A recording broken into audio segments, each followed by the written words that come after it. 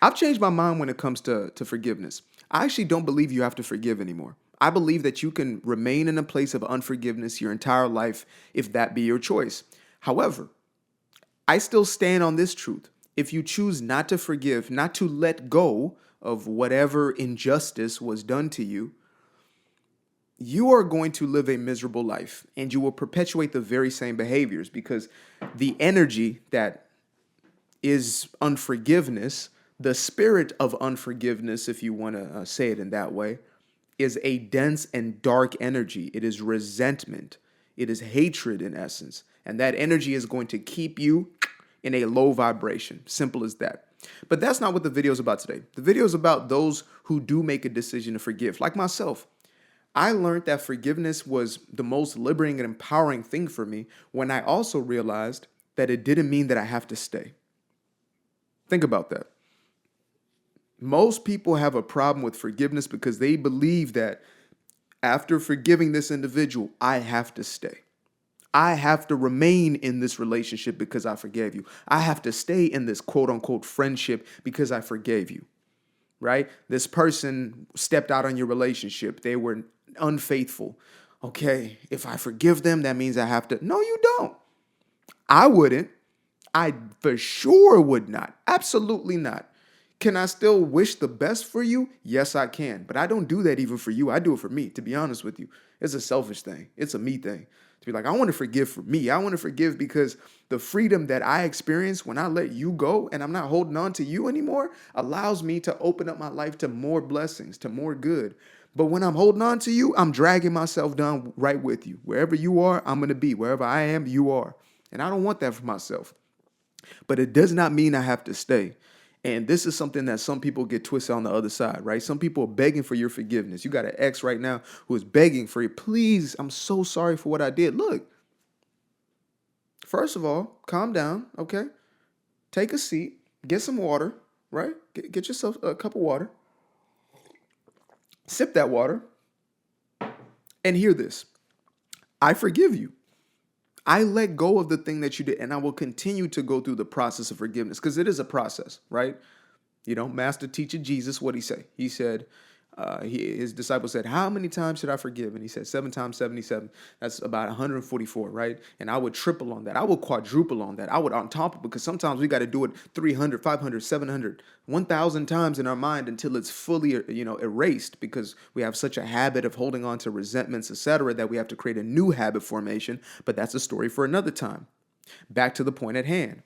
You have this individual, they want you to forgive them. Okay, I will forgive you, not for you, but for me, genuinely, right? I don't want to see you suffer. I do not. I genuinely wish the best for whatever your life is going to become. Or maybe you're not in that place, but you're like, I want to let you go. Because that's what forgiveness means. Forgiveness means to let go of completely, right? To give forth, in essence. I'm giving it up. However, just because I forgive you, ex, just because I forgive you, former friend, just because I forgive you, parent, doesn't mean I need to stay around. And that was such a valuable lesson for me. I promise y'all, it changed everything. It made it so easy to forgive because now I realize that it's it's a validation or a justification of somebody's actions when I allow them to perpetuate the very same action, when I give them the opportunity to do so. And it's not me punishing, I'm not doing it from a place of, oh, I need to punish you. And no, I'm not your vindicator. I'm not the one to do that. Karma's going to play its own job. You understand me? Life is going to play out just as it will in order for you to get whatever's coming to you, just like I get everything that's coming to me based upon how I live. So I don't even have to wish that on you. I'm not going to carry that bad juju on me, to wish you terrible things. Absolutely not. But I'm also not going to stay around, you see. That's the consequence. That's the outcome. If you have a good thing, if you fumble the bag, completely fumble the bag with a beautiful relationship dynamic because you step out and you do something stupid, you do not value that relationship, that individual, if they were talking to me, if I'm your friend, if I'm somebody who cares about you and you're in my life, I would tell that person, oh, they did what? Oh, yeah, it's over. They violated the relationship already. They disrespected the relationship. But I'm like, look, you can do what you want. You can stay around for more of it, or this person's rehabilitation or whatever it is. You can do that if that's what you want to do. If that's what you're into, that's what you're into. But as far as me and mine, no. Absolutely not. I don't stand for it. Because once you show me what this is, then that's what it is. I'm that type of guy. I'm real black and white when it comes to that. I'm real black, I'm real white when it comes to that. For those who are listening, I show the back of my hand and the front of my hand, real black and white when it comes to this. I'm the type of guy who says, if you show me that this relationship is not valuable to you, then let's do away with it. If I don't matter to you, and then you could step out, then let's do away with it. I can forgive you, I can let you go, but I'm not staying around for it. And that's one of the most frightening aspects of forgiveness. Most of us think, oh, I'm letting the person off the hook. What hook do you have them on? What are you going to do? You're going to end up on real crime series or something like that? Like, what are you going to do to that person? You know what I mean? If that's where your mindset is at, is like, oh, I got to get them back. I got to get them back. That's us. That's us. What are you going to do? All you can really do is to let them the hell go and to let them on their merry way to continue to, self-destruct or hopefully do better for their life. But I do not need to stay. And this message is that simple. You don't need to stay just because you forgave. They're not one and the same thing. And it's a message that, I wasn't putting out earlier because I was so fixated on forgive.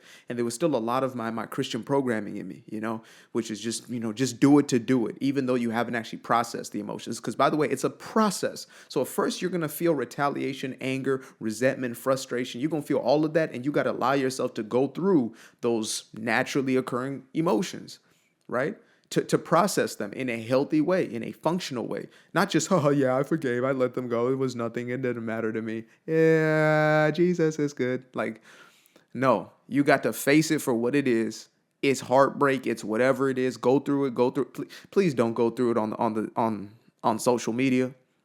I don't know what that's about. I know, yes, we're trying to change the narrative on a lot of stuff, but you ain't got to cry to social media about it. I'm talking about, like real life, just like, if you got some people who you love, who love you, mama, auntie, uncle, pops, whoever it may be, bestie, whatever, that's the best place to do it. Because social media, they're just going to cook you. They're just going to end up making videos about you anyway.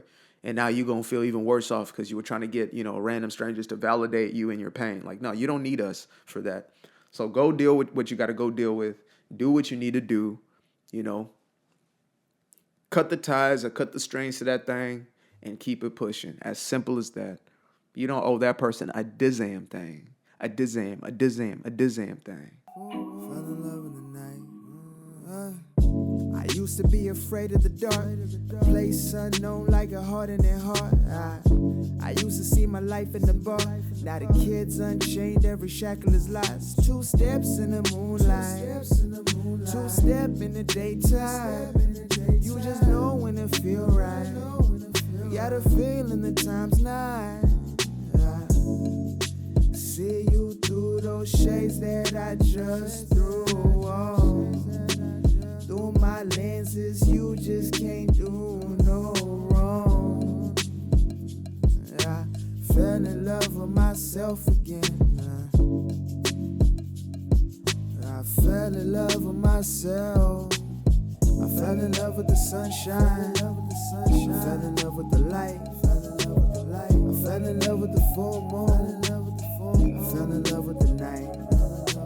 I can see the light again. I can see the light. You can see the life in him illuminate the night. I know the time is taking. A 3, 6, 5, that's a full rotation. I see you looking up. You know them constellations.